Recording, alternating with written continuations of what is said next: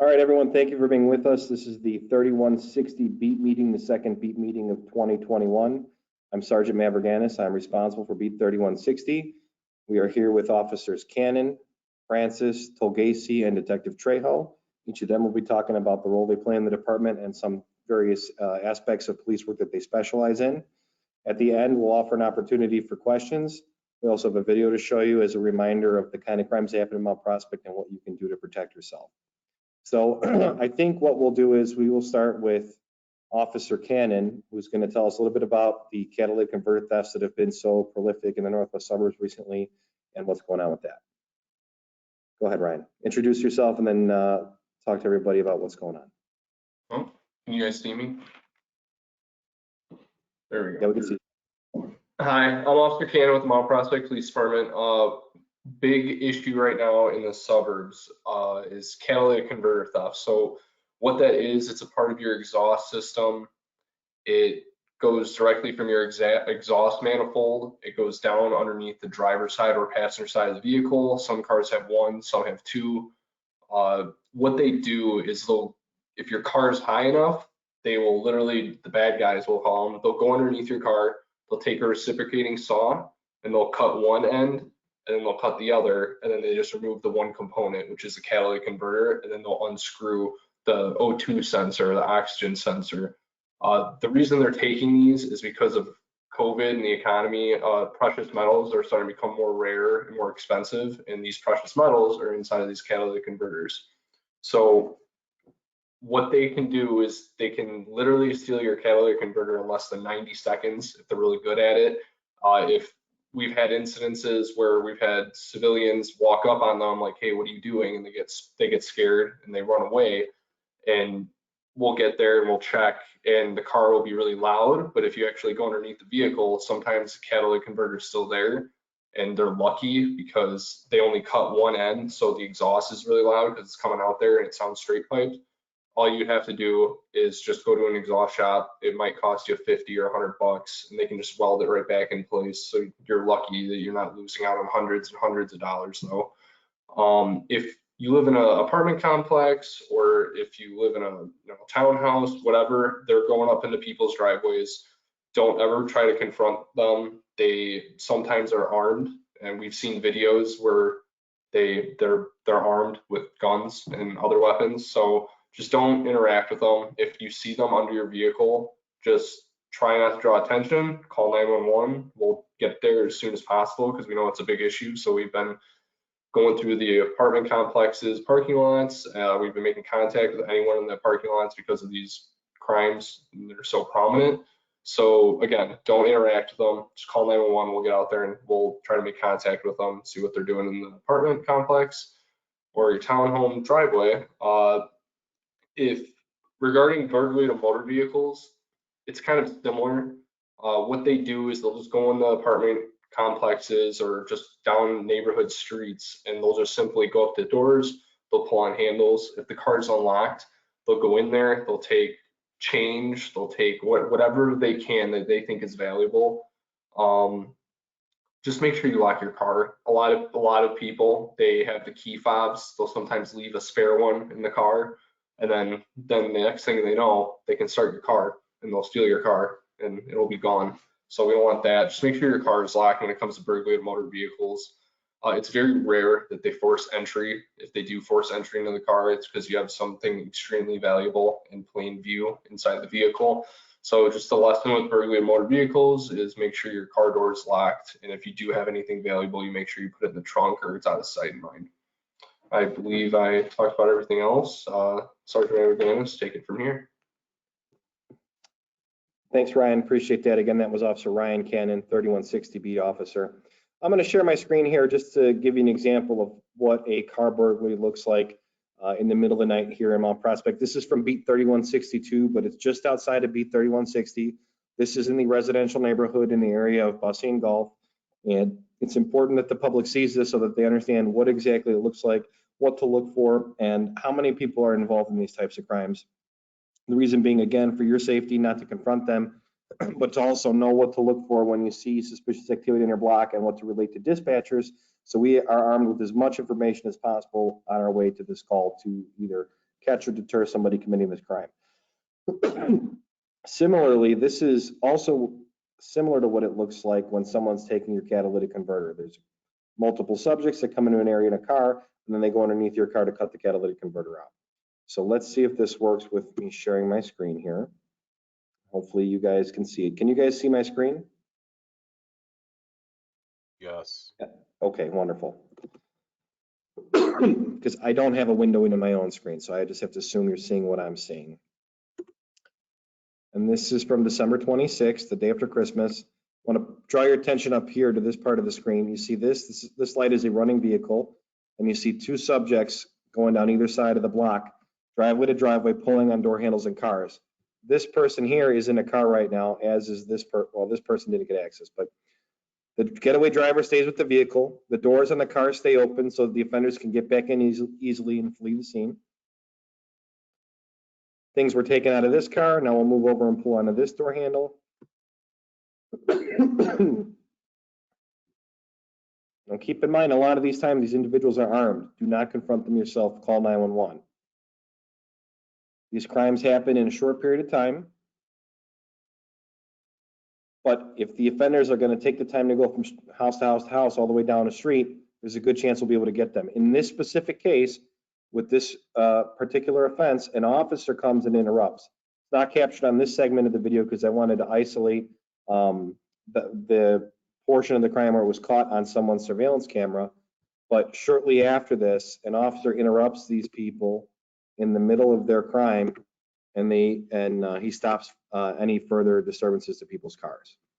So like Officer Cannon talked about, that's kind of what burglary motor vehicle looks like. It's a crime of opportunity, and it's of the utmost importance that people remember to lock their vehicles overnight. Mount Prospect is a safe community, but bad guys know that, so they know to come here because it's ripe for the opportunity to take things with ease and little resistance. Okay, now let's go ahead and hear from Officer Bill Francis, day shift 3160 beat officer. Bill, go ahead and introduce yourself and tell the people about, I think you said you're going to talk about truck enforcement.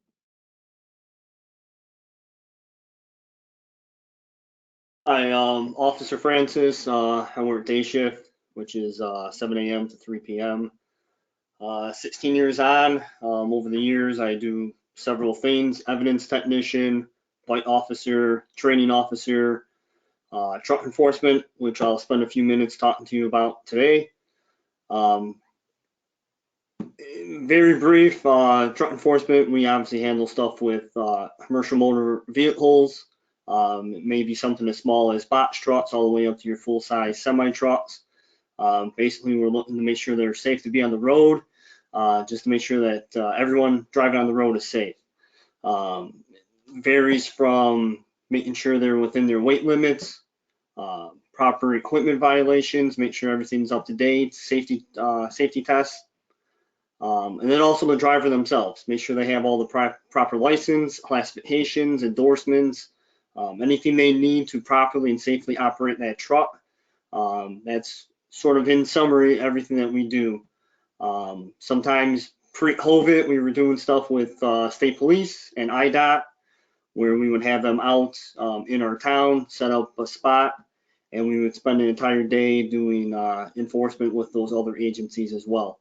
Like I said, overall, it's just to make sure everyone on the street is safe and making sure the trucks are within all their responsibilities and the drivers.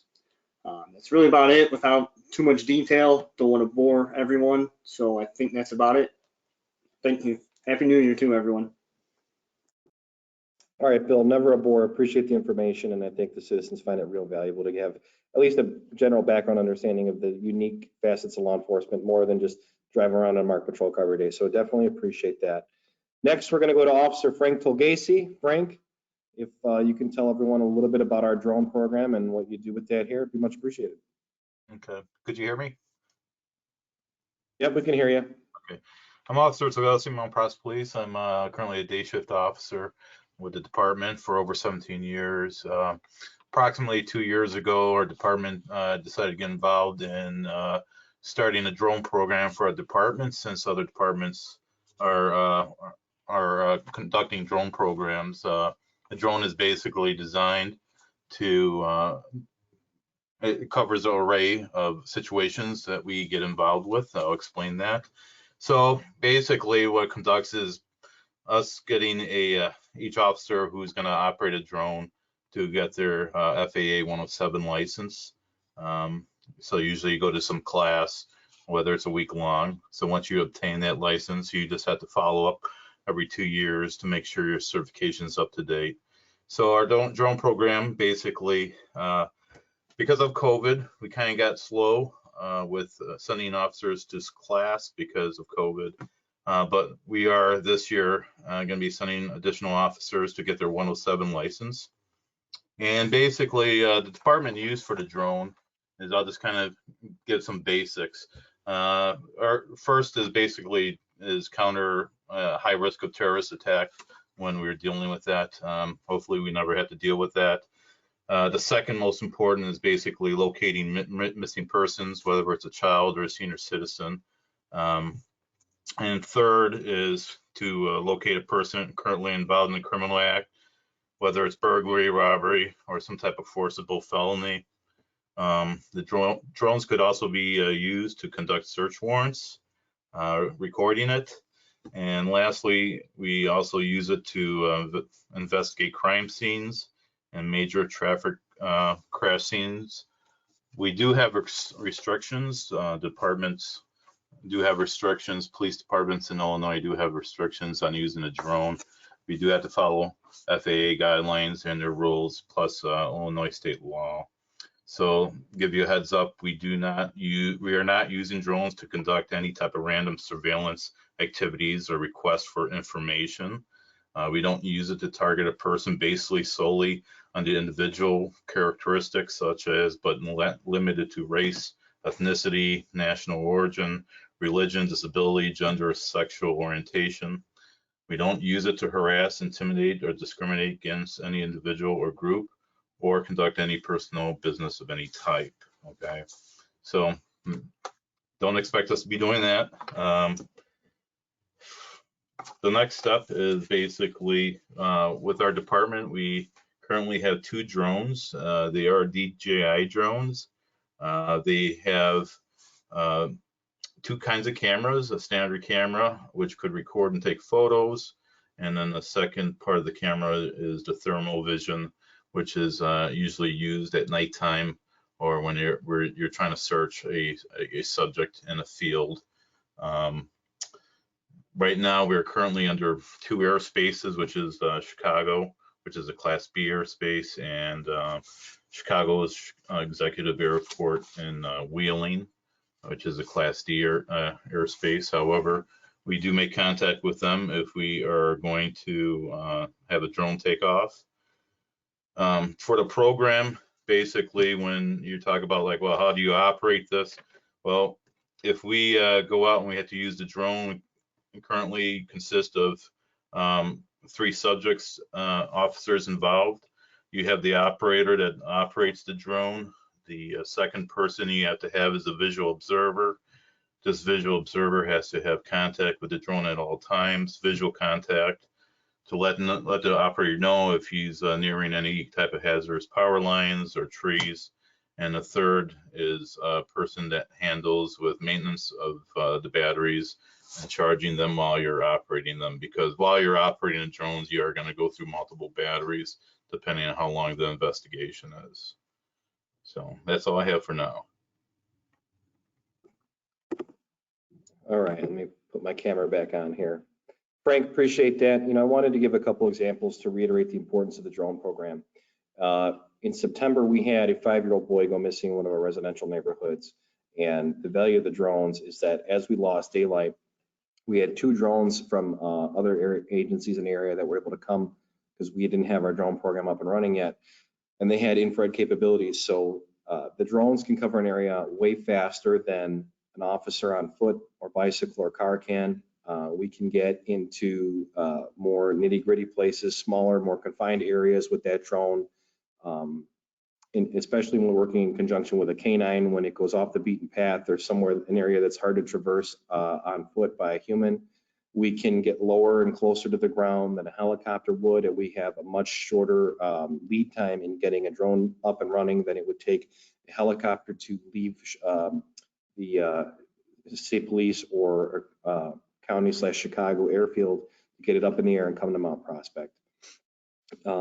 So having that missing 5-year-old, having the drones available helped us with our efforts in searching for that child as daylight dwindled and our options became more limited. Another time we used it was we had a home repair fraud crime occur where someone tricked a senior citizen into thinking they needed some repairs done on the roof and chimney, and that's a hard area to evaluate the extent of the damage that occurred as a result of that crime. So we were able to get a drone up in the air and view it from the air and view it up close and personal without risking an officer having to climb a ladder or potentially fall off the roof. So that was a big help. And then the third example I wanted to bring up was in the nearby Arlington Heights area. The Arlington Heights Police Department had a group full of 5 subjects that were believed to be involved in felony criminal activity, flee from the vehicle during a traffic stop. The offenders went into Bussey Woods in the area of Arlington Heights Road and I-90 in the middle of the night. So during these overnight hours, it's going to be near impossible to track somebody through the woods without the assistance of technology. And the thermal/infrared drones were able to be deployed by the Arlington Heights Police Department, and they were able to track the offenders as they worked their way through the woods. So that was an incredible asset and will continue to prove useful in a lot of similar situations moving forward. Additionally, I know that the Major Case Assistance Team, that's the multi-jurisdictional cooperative task force that assists with major investigations, including fatal traffic crashes, has a drone, not only for deployment in cases of criminal activity, but also for aerial assessment of a crash scene and for getting aerial measurements for distances and large distances, particularly when a crash occurs over an extended period portion of the roadway, to help with measurements and reconstructing that crash to analyze how fast cars were going, how long they braked for, and all the other math involved to help rebuild what exactly occurred, when, and how. So drones have proved incredibly useful, and drone operators, pilots like Officer Tolgasi, are a huge asset here at the Mount Prospect Police Department. So thank you for talking about that, Frank. Okay, and then finally, we're going to transfer it over to Detective Trejo, who's going to talk a little bit about criminal investigations here in the Village of Mount Prospect. Miguel, go ahead. All right, just sharing my webcam here. Hi, my name is Detective Trejo. I'm actually going to my 3rd year now as a detective. I'm a general detective, which means not really set to any particular unit. We just kind of get the cases as they come. Typically, that's how they're assigned. There's not a real pattern to it. Sometimes it will be assigned based on specialties such as language, internet crime specialties, anything involving electronics. We have detectives who are certified in programs that are able to analyze cell phones and laptops, so they may get cases based on that specialty. But other than that, we just kind of get them as we receive them. There's not really a max on them. We just kind of try to work with them as fast as we can and see where we go from there. Initially, supervisors are the ones who assign the cases. Once we get assigned the case, then we follow up on a case, and then we kind of keep people apprised of how the process is going. Obviously, if we have to locate somebody and someone needs to get taken into custody, we'll alert the victims to that as well, because sometimes they may need to respond to the station and speak with the state's attorneys if the case is getting reviewed. Or if there's property involved, sometimes they have to come recover property. We also, as the detective unit, help out other agencies with stuff involving our town. So if there's any nearby agencies that have an offender located in their town, sometimes they'll request our assistance, either to just stand by and help out. Sometimes they want us to do some surveillance, anything to assist with them. We're always willing to help them out. The same goes for them. We'll typically ask other agencies if we're going into their town to help us out as well, depending on the situation. We've also had requests from Cook County sheriffs for some of their undercover operations that they do with certain businesses. They'll ask for our assistance, again, in surveilling or just being there for manpower. And the same goes for Secret Service, DEA, anything that basically has ties to Mount Prospect. Typically, they'll call us and let us know to see if they either want our assistance or just to make us aware of the situation, so we can either stay out of their way or assist. Typically, our follow-up with cases is conducted through phone calls, tracking people down, witness canvassing neighborhoods for surveillance videos, any ring cameras, anything like that, talking to business owners, and then basically trying to find anything we can to kind of gather leads and to kind of follow up on those leads. Sometimes with as many leads as we get, sometimes, you know, we can't solve every crime, but we do our best to try to get as many leads and follow up thoroughly with those as much as we can. Our shifts are broken down. There's typically 3 or 4 detectives on at one time in the days, and the same thing goes for the afternoons. There's a little bit of an overlap, and then we also, towards the afternoon, get the help of our gang enforcement team, so they kind of get manpower on afternoons as well, where there's kind of a little more of the busier shifts. That's pretty much it as far as the general detectives for our department. I also happen to be a member of the major case assistance team that Sergeant Maverganis was talking about. As he was talking about drones, I've actually been on a couple call outs where they utilize drones to try to canvass wooded areas where offender locations were pinging. So with the GPS coordinates, obviously it would be a lot for officers to just walk through there on their own. So that it was officers and drones canvassing that area through the woods, trying to locate somebody. With the major case assistance team, it's composed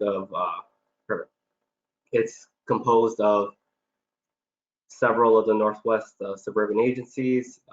There's no real limit on how many officers are assigned to it. It's just kind of as vacancies are filled. And then basically what they do is there's different segments. I'm part of the investigative section, which basically when we get assigned to a case, we help out with whatever the department needs as far as witness canvassing, looking for video, securing scenes, anything of that nature. There's a separate surveillance team that does kind of the surveillance on either subjects, possible offenders, anything that they need for that. There's a officer involved shooting team that'll come out and kind of investigate with stuff like that. And then there's our intelligence team, which they're kind of running the behind the scenes stuff, and they're not really out there in the field doing the legwork. They're kind of running some of the other stuff going on.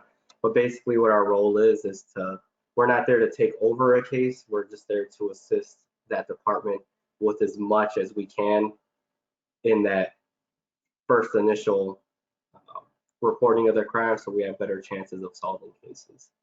And that's pretty much it for that. I'll turn it over to you, Sergeant.